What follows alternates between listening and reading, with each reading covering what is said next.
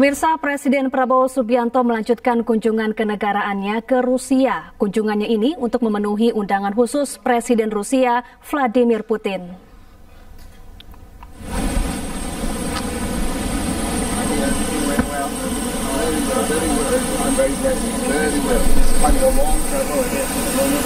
Presiden Prabowo Subianto berangkat dari Pangkalan Udara Praya Lebar Airbase Singapura Senin jam 10 malam waktu setempat. Keberangkatan Prabowo dilepas oleh Menteri Luar Negeri Singapura Vivian Balakrishnan. Dari Singapura, Presiden Prabowo berkunjung ke Rusia untuk memenuhi undangan khusus dari Presiden Rusia Vladimir Putin. Selain itu, di Rusia, Prabowo akan menjadi pembicara utama St. Petersburg International Economic Forum 2025. Kunjungan ke Rusia untuk memperkuat kerjasama dan kemitraan komprehensif antara Indonesia dan Rusia.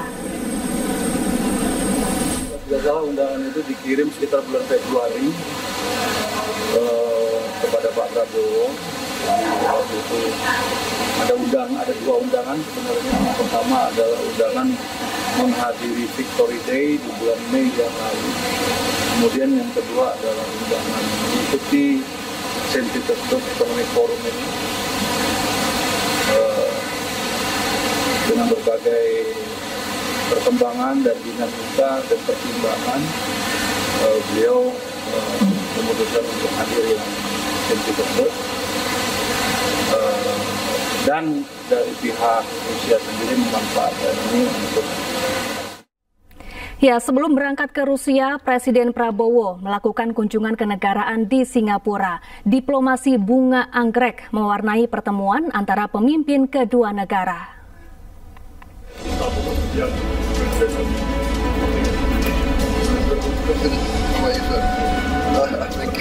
Presiden Prabowo Subianto mengawali kunjungannya di Singapura dengan menghadiri penyambutan kenegaraan di Parliament House of Singapore. Kedatangannya disambut oleh Presiden Singapura Tharman Shanmugaratnam. Kedatangan Presiden Prabowo disambut oleh upacara kehormatan. Setelah upacara penyambutan, Presiden Prabowo menandatangani buku tamu sebagai simbol penghormatan dan persahabatan antar kedua negara. Momen menarik tersaji saat Presiden Prabowo diberikan kesempatan untuk memberikan nama kepada bunga anggrek. Nama Ibunda Prabowo, Dora Sigarsumitro, disematkan untuk nama bunga ini. Penanaman bunga anggrek menjadi simbol kedekatan personal dan wujud penghargaan diplomatik dalam tradisi Singapura. Dalam acara berikutnya yaitu Leaders Retreat yang digelar di Parliament House of Singapore, Presiden Prabowo akui akan mencontoh sejumlah kebijakan di Singapura. Salah satunya adalah perumahan murah. The low-cost housing for all citizens of Singapore, which we are going to continue the initiatives of President SBY and President Joko Widodo. We're going full speed ahead. I am proud to say that I've got reports that we will be building 1 million apartments, low-cost housing this year. Selain itu, Presiden Prabowo Subianto juga menghadiri jamuan santap siang kenegaraan yang digelar oleh Presiden Singapura. Dalam pertemuan ini, kedua negara sepakat untuk memperkuat kerjasama di berbagai bidang, salah satunya pertahanan. Pemirsa, Menteri Kebudayaan Fadlizon memberikan klarifikasi terkait pernyataannya yang menyebut pemerkosaan massal tahun 1998 tidak ada buktinya dan hanya berdasarkan rumor yang beredar. Sini hadir bersama dengan Wakil Menteri Kebudayaan. Menteri Kebudayaan Fadlizon memberikan klarifikasi terkait pernyataannya yang menyebut pemerkosaan massal tahun 1998 tidak ada buktinya dan hanya berdasarkan rumor yang beredar. Menurut Fadlizon, pernyataan tersebut bukan dalam rangka menyangkal keberadaan kekerasan seksual, namun menekankan bahwa sejarah perlu bersandar pada fakta-fakta hukum dan bukti yang telah diuji secara akademik dan legal. Fadlizon mengutuk dan mengecam keras segala bentuk perundungan dan kekerasan seksual terhadap perempuan. Ia juga menekankan bahwa saat kerusuhan tindak kejahatan ini memang terjadi, tetapi istilah massal tidak memiliki data yang konklusif. Fadlizon juga menyoroti secara spesifik perlunya ketelitian dan kerangka kehati-hatian akademik dalam penggunaan istilah perkosaan massal. Hal ini dapat memiliki implikasi serius terhadap karakter kolektif bangsa dan membutuhkan verifikasi berbasis fakta yang kuat. Sebelumnya, Fadlizon mengklaim peristiwa pemerkosaan massal tahun 1998 tidak ada buktinya dan hanya bersandar rumor yang beredar. Fadlizon menjelaskan rumor-rumor seperti itu tidak akan menyelesaikan persoalan yang ada. Tim Liputan iNews melaporkan.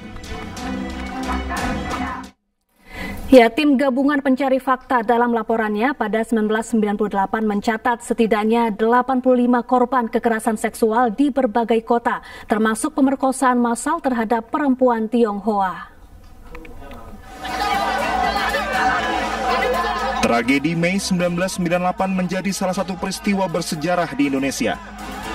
Sejumlah tanda tanya pun masih menyelimuti peristiwa bersejarah ini, salah satunya dugaan adanya ruda paksa massal dalam tragedi 1998. Untuk mengungkap fakta kerusuhan termasuk dugaan pelanggaran HAM berat, pemerintah membentuk tim gabungan pencari fakta tahun 1998. TGPF dibentuk melalui keputusan bersama 5 pejabat tinggi negara pada 23 Juli 1998, antara lain Menteri Pertahanan dan Keamanan, Panglima ABRI, Menteri Kehakiman, Menteri Dalam Negeri, Menteri Negara Urusan Peranan Wanita, dan Jaksa Agung.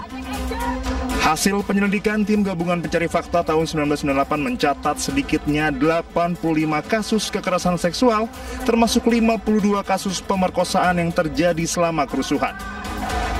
Temuan ini disampaikan langsung kepada Presiden B.J. Habibie dan menjadi dasar pengakuan resmi negara atas pelanggaran HAM terhadap perempuan. Salah satu tindak lanjutnya adalah pembentukan Komnas Perempuan melalui keputusan Presiden nomor 181 tahun 1998. Ya, menanggapi pernyataan kontroversial Menteri Kebudayaan Fadlizon terkait tidak ada ruda paksa massal di tahun 98, Kepala Komunikasi Kepresidenan Hasan Nasbi meminta publik memberikan waktu kepada para sejarawan untuk menulis sejarah Indonesia. Konteks hal yang sedang disusun oleh Kementerian Kebudayaan, mari kita sama-sama beri waktu para sejarawan untuk menuliskan. Ini kan sekarang semua dalam proses. Dan dalam proses ini terlalu banyak spekulasi-spekulasi yang menyatakan ini tidak ada, ini ada. Coba kita biarkan para sejarawan ini menuliskan ini. Dan untuk nanti kita pantau, kita pelototi, kita periksa bareng-bareng. Toh yang menulis ini adalah para sejarawan yang juga kredibel, punya kredibilitas tinggi, dan mereka tentu tidak akan mengorbankan kredibilitas mereka ya untuk hal-hal yang tidak perlu. Jadi kekhawatiran-kekhawatiran semacam ini mungkin bisa jadi diskusi, tapi jangan divonis macam-macam dulu. Lihat saja dulu ya pekerjaan yang sedang dilakukan oleh para ahli sejarah dalam menulis sejarah Indonesia.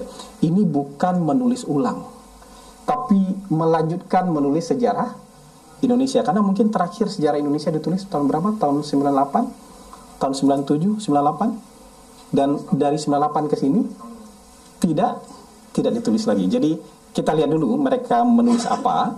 Sudah kita punya draft resminya, nanti baru kita koreksi bareng-bareng. Sementara itu, Direktur Eksekutif Amnesty International Indonesia Usman Hamid menyayangkan sikap Menteri Kebudayaan yang menilai peristiwa ruda paksa massal tahun 98 hanya rumor belaka. Menurut Usman, pernyataan Fadlizon mengabaikan fakta hukum dan kajian akademik yang telah dilakukan.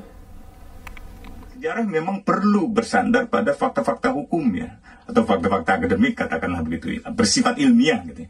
Tapi justru anggapan bahwa perkosaan massal itu adalah rumor tidak mencerminkan keilmiahannya, tidak mencerminkan bahwa itu memiliki fakta-fakta hukum dan akademik gitu. Saya setuju bahwa terminologi perkosaan massal memang harus dikelola dengan baik dan bijak atau dengan empatik lah gitu.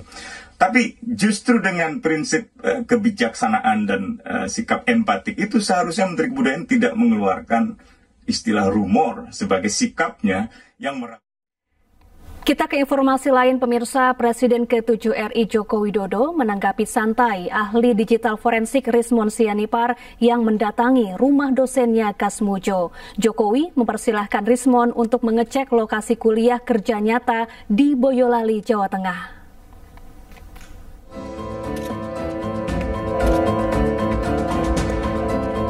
Di Bandung ternyata ini.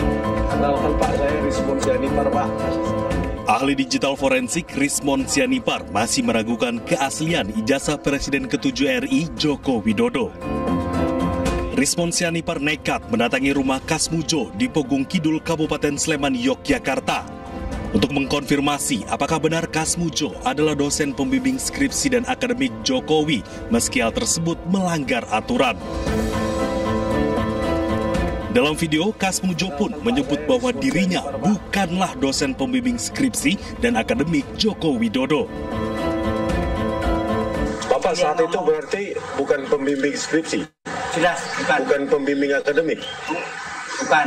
Pembimbing akademik pun bukan, Pak? Oh, bentar, maaf.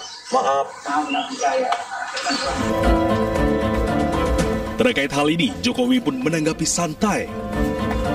Jokowi mempersilahkan Rismon CS untuk menggali informasi sebanyak-banyaknya dan mendatangi lokasi saat dia mengikuti kuliah kerja nyata atau KKN.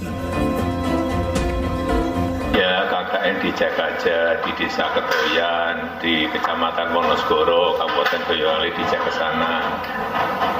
Tahunnya seingat saya 85 awal. Ngecek dekat aja.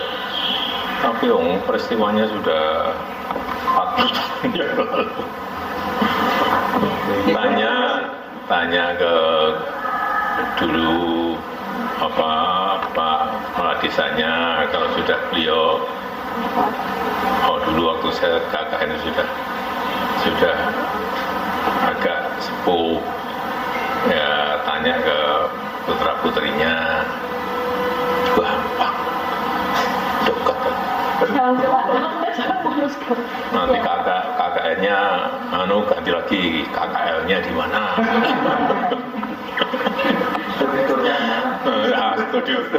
Studi turnya ada di mana? Kuliah kerja lapangan di mana? Ampun. Sebelumnya Jokowi juga telah mengunjungi rumah Kasmujo pada bulan Mei lalu.